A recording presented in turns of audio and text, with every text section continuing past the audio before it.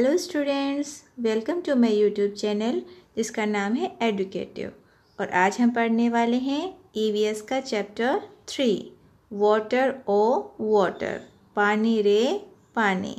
तो बच्चों, इस चैप्टर में हम वाटर की इम्पोर्टेंस के बारे में पढ़ेंगे।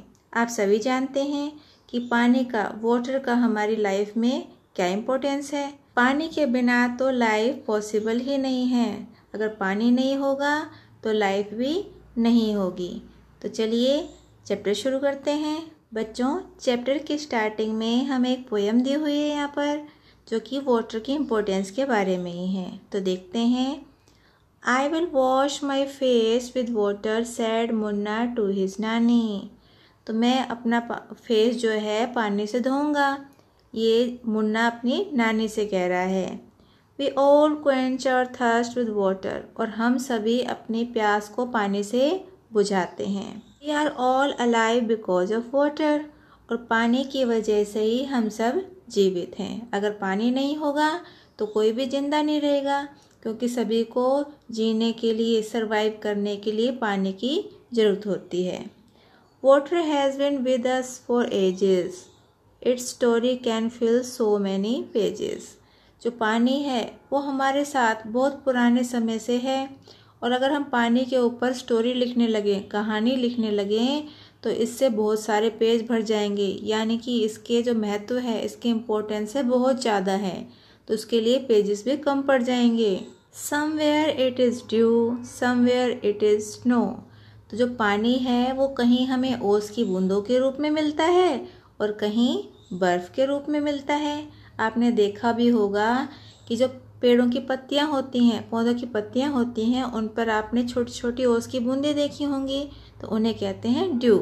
और स्नो बर्फ़। तो पानी का आपने बर्फ़ के रूप में भी देखा होगा। यहाँ तक कि अगर नहीं देखा है तो अपने फ्रिज में तो ज़रूर देखा होगा। जब आप पानी भर कर रखते हैं फ्रीजर में, तो वो क्या बन जाता है? बर्फ़ बन जाता है। Steam is also water as you know. और जो स्टीम है, जो भाप होती है, वो भी पानी का ही एक रूप होता है, और ये आप सब जानते हैं। जब आप पानी को जब बॉयल करते हैं, दूध को बॉयल करते हैं, तो ऊपर जब भाप, जो आपको कुछ धुआं सा उड़ता दिखाई देता है, वही होती है steam. Water has form so many, that is what says माई नानी। और मेरी नानी कहती है कि पानी हमारे लिए बहुत कुछ करता है, और ये तो हम सब भी जानते हैं कि पानी की इम्पोर्टेंस हमारी लाइफ में क्या है। The river flow, the water flows sing. जो पानी बहती है और वाटरफॉल क्या करते हैं? गाते हैं। आपने देखा होगा बच्चों, जब नदी बहती है और जब वाटरफॉल होते हैं, उनसे ऐसा लगता है मानो कोई गाना गा रहा हो, कोई म्यूजिक बज रहा हो। And water swells in lakes and spring. और जो बच्चों, पानी आपने झीलों में भी देखा होगा, स्प्रिंग्स में भी देखा होगा, जो जल धारा होती है उस रूप में भी देखा होगा। Life on earth it has brought, water field and life they got. और जो पृथ्वी पर हमें जीवन मिला हुआ है, वो भी पानी के कारण ही संभव है। और जो हमारे खेतों में जो लाइफ है, हमारी खाना मिलता है हमें, वो भी किस कारण से होता है? पानी की वजह से। अगर किसान खेतों में पानी नहीं देगा तो वहाँ से अनाज नहीं उत्पन्न होगा, और अनाज नहीं होगा तो हम क्या खाएंगे? इसलिए हम सब की लाइफ पानी पर ही डिपेंड है। But when the water breaks in floods, great misfortune it always works. बच्चों, लेकिन जब पानी का आपको कोई भयानक रूप देखने को मिले, वो क्या होता है? बाढ़ के रूप में जब पानी ज़्यादा बहने लगता है, तो ये एक दुर्भाग्य का कारण भी बनता है। ज़्यादा मात्रा में जब पानी बहेगा, बाढ़ आ जाती है, तो उसमें पूरे के पूरे गांव डूब जाते हैं, घर डूब जाते हैं, पेड़ डूब जाते हैं। तो इस तरह ये दुर्भाग्य का कारण भी बन जाता है। देखिए, यहाँ पर दिए हुए हैं हमें कुछ questions. Do you know any poem और song on water? Recite in the class. तो बच्चों, क्या आप कोई ऐसे पोएम जानते हैं या सॉन्ग जानते हैं जो कि पानी पर बना हो, यानी कि पानी के बारे में बनाया गया हो? अगर आप जानते हैं तो उसको अपने क्लास में गाकर सुनाइए। नेक्स्ट देखिए, which are the places mention in the poem where we find water. तो पोएम में आपको कौन से ऐसे प्लेसेस मेंशन किए गए हैं जहाँ से हम पानी को प्राप्त करते हैं? तो कहाँ कहाँ से प्राप्त करते हैं बच्चों? पोएम में किस किस का जिक्र किया गया है? लेक, वाटरफॉल, रिवर, और जो भी आपने यहाँ पर पढ़े हैं वो आप इसमें लिख सकते हैं। Next question, tick the activities for which water is needed. तो यहाँ पे आपको उन एक्टिविटीज़ को टिक करना है जिनमें पानी की ज़रूरत पड़ती है। फर्स्ट देखिए, टू प्ले। तो बच्चों खेलने के लिए तो हमें पानी की ज़रूरत नहीं पड़ती। नेक्स्ट है टू सिंग, गाने के लिए पानी की ज़रूरत नहीं होती। To row a boat, boat चलाने के लिए, बिल्कुल बोट चलाने के लिए हमें पानी की ज़रूरत होती है, इसलिए हम इसको करेंगे टिक। नेक्स्ट देखिए, टू राइट, लिखने के लिए। तो लिखने के लिए पानी की ज़रूरत नहीं होती, उसके लिए तो पेन और पेपर ही काफ़ी हैं। टू मेक टी, चाय बनाने के लिए। तो बच्चों चाय बनाने के लिए पानी की ज़रूरत होती है, क्योंकि उसमें ही हम चाय पत्ती को, लीव्स को, टी लीव्स को बॉयल करते हैं, इसलिए ये भी टिक करेंगे। टू नीड डो, आटा गूंदने के लिए। तो आटा गूंदने के लिए बच्चों पानी की ज़रूरत होती है, यहाँ भी टिक करेंगे। नेक्स्ट है टू रन ए फैन, पंखे को चलाने के लिए। तो पंखे के लिए तो बच्चों इलेक्ट्रिसिटी ही काफ़ी है, वो तो इलेक्ट्रिसिटी से चलता है, पानी की ज़रूरत नहीं होती। टू पेंट पिक्चर्स, पिक्चर को पेंट करने के लिए। तो बच्चों जब पिक्चर को पेंट करते हैं तो कलर को हमें वाटर में डिप करना पड़ता है, तो इसके लिए भी हमें पानी की ज़रूरत पड़ेगी। टू ग्रो प्लांट, पौधों को उगाने के लिए बिल्कुल पानी की ज़रूरत पड़ेगी, क्योंकि पौधों को बिना पानी के उगाया नहीं जा सकता, तो यहाँ भी टिक करेंगे। Next question, name any 4 activities which you can do without water. यहाँ पे आपको ऐसी 4 एक्टिविटी लिखनी है जो आप बिना पानी के कर सकते हैं। तो डिस्कस करते हैं कौन कौन सी एक्टिविटीज़ हैं। नंबर 1 देखिए, तो बच्चों आप यहाँ पे प्लेइंग लिख सकते हैं, सिंगिंग लिख सकते हैं, राइटिंग लिख सकते हैं, रनिंग लिख सकते हैं। इस तरह से आप एक्टिविटी लिख सकते हैं जिसमें पानी की ज़रूरत नहीं होती है। नेक्स्ट देखिए, you can not do without water, जो आप पानी के बिना नहीं कर सकते, यानी कि पानी की ज़रूरत पड़ती है। देखिए कौन कौन सी एक्टिविटी होंगी।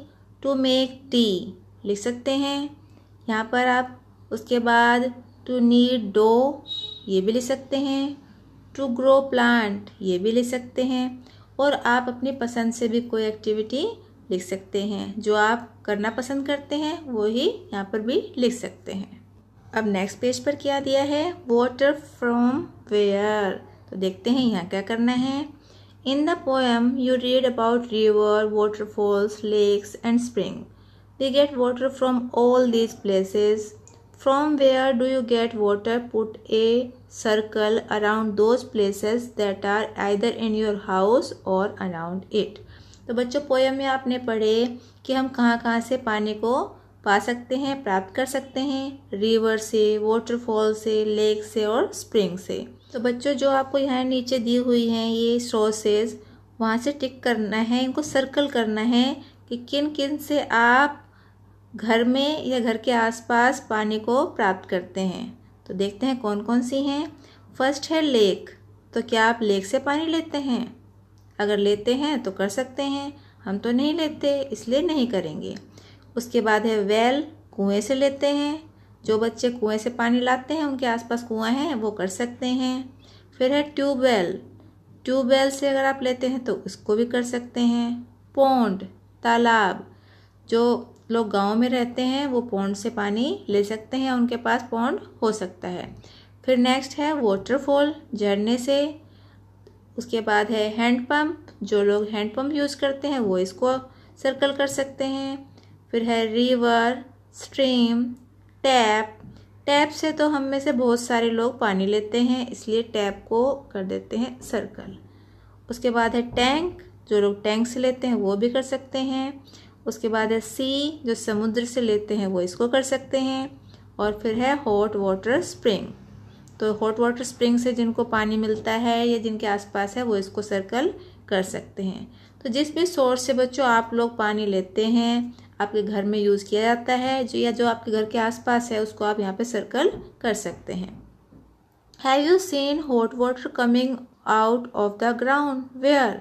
तो बच्चों आपने कहीं देखा है कि गर्म पानी ग्राउंड में से निकलता हो, और देखा है तो कहाँ देखा है? तो बच्चों अगर आपने कहीं देखा है तो आप लिख सकते हैं।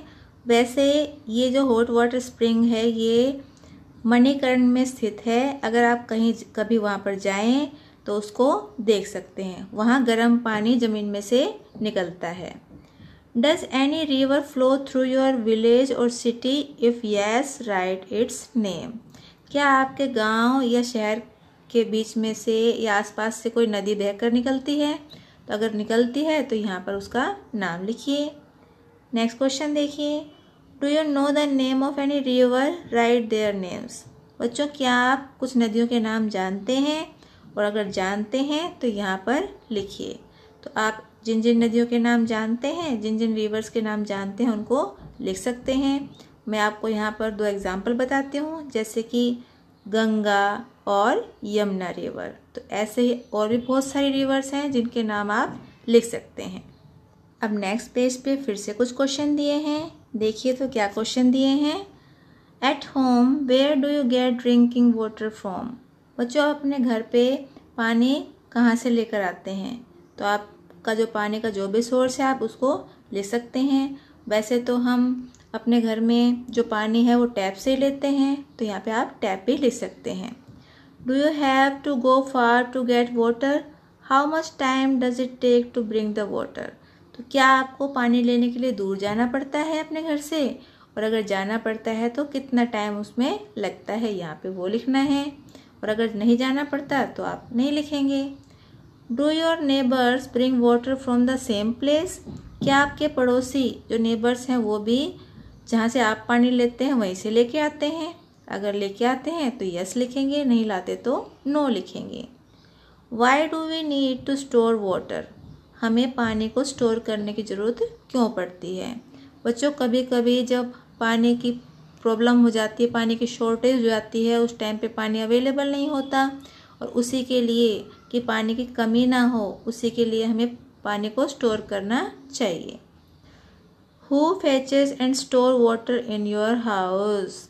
आपके घर में पानी को कौन स्टोर करता है? तो बताइए आपके घर में कौन स्टोर करता है पानी? Are there certain people who are not allowed to take water from there? क्या कुछ ऐसे लोग हैं जिनको वहाँ से पानी लेना अलाउ नहीं है?